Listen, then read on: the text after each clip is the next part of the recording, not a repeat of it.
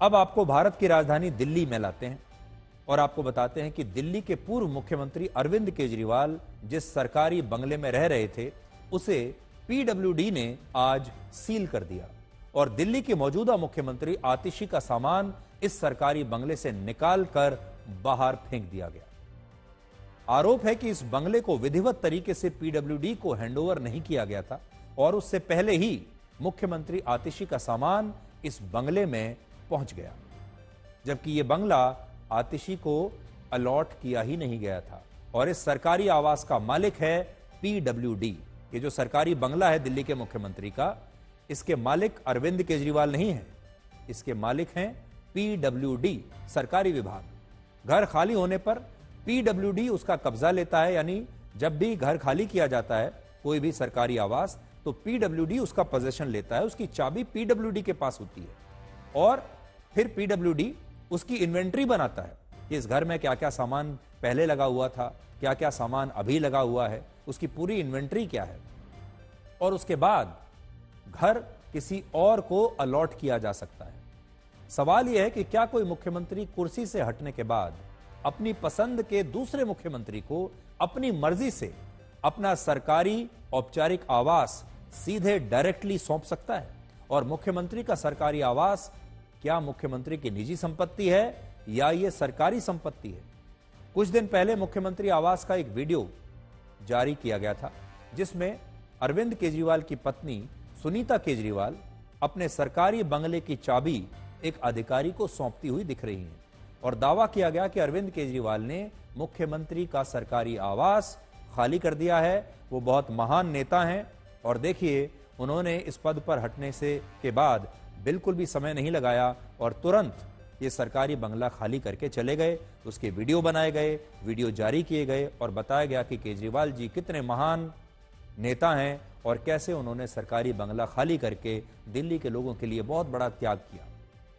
लेकिन इसके बाद 6 अक्टूबर को पीडब्ल्यूडी के एक अधिकारी ने दिल्ली के मुख्यमंत्री के स्पेशल सेक्रेटरी को एक चिट्ठी लिखी और कहा कि इस बंगले की चाबी सौंपने के कुछ समय बाद ही वापस ले ली गई और बंगला पूरी तरह पीडब्ल्यूडी को हैंडओवर नहीं किया गया, यानी पहले चाबी सौंपी और फिर वापस ले ली। सूत्रों के मुताबिक जिस सरकारी आवास में अरविंद केजरीवाल रह रहे थे वो दिल्ली का आधिकारिक मुख्यमंत्री आवास है ही नहीं और इसका मालिक पीडब्ल्यूडी है और उसी के पास यह सरकारी बंगला आवंटित करने का पूरा अधिकार है। यह सरकारी बंगला मुख्यमंत्री आतिशी को अलॉट नहीं किया गया और अभी इस बंगले के कंस्ट्रक्शन को लेकर भी विजिलेंस डिपार्टमेंट की जांच चल रही है और ऐसे में मुख्यमंत्री आतिशी का सामान यहां कैसे पहुंच गया, जबकि आतिशी को पहले से ही एक सरकारी आवास मिला हुआ है। इसलिए उन्हें 2 घर 2 सरकारी मकान कैसे आवंटित हो सकते हैं? इसे आप इस तरह से समझिए कि कोई किराएदार मकान खाली करने से पहले मकान मालिक को चाबी सौंपता है और मकान मालिक ये देखता है कि उसके मकान की मौजूदा स्थिति क्या है ताकि किसी और को वो ये मकान किराए पर दे सके, लेकिन किराए पर देने से पहले मकान के बारे में उसे पूरी जानकारी रहे।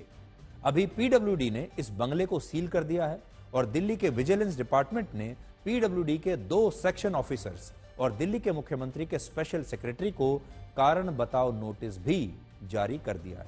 इससे पहले बीजेपी ने आरोप लगाया था कि अरविंद केजरीवाल ने मुख्यमंत्री आवास खाली नहीं किया है, सिर्फ एक वीडियो जारी करके खाली करने का नाटक किया है।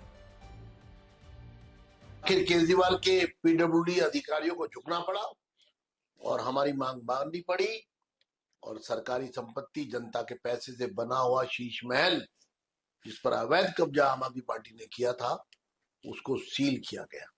हम इस फैसले का स्वागत करते हैं। इसके साथ हम ये भी कहना चाहते हैं कि केजरीवाल की इस पूरे प्रकरण की जांच होनी चाहिए कि किस प्रकार पूर्व मुख्यमंत्री ने वर्तमान मुख्यमंत्री को अवैध रूप से कब्जा करवाया इसके पीछे की साजिश क्या है? यह समय आप मेरे पीछे तस्वीरों में देख सकते हैं।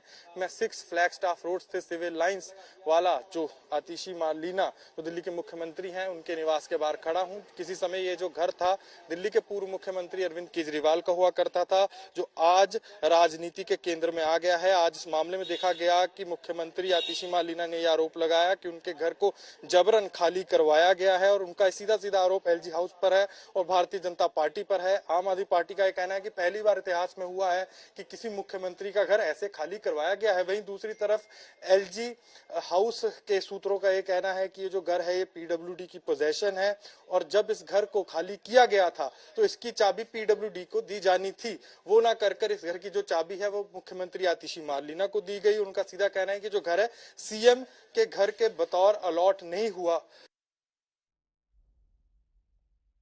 आम आदमी पार्टी आरोप लगा रही है कि बीजेपी इस बंगले पर कब्जा करना चाहती है और दिल्ली के उपराज्यपाल के निर्देश पर मुख्यमंत्री आतिशी का सारा सामान इस सरकारी मुख्यमंत्री आवास से बाहर फेंक दिया गया है।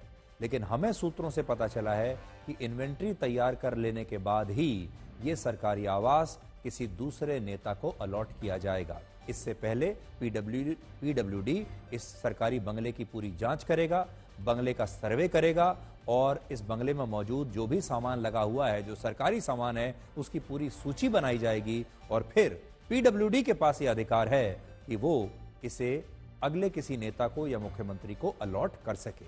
एक पूर्व मुख्यमंत्री सीधे तौर पर दूसरे मुख्यमंत्री को, नए मुख्यमंत्री को सरकारी बंगला अलॉट नहीं कर सकता।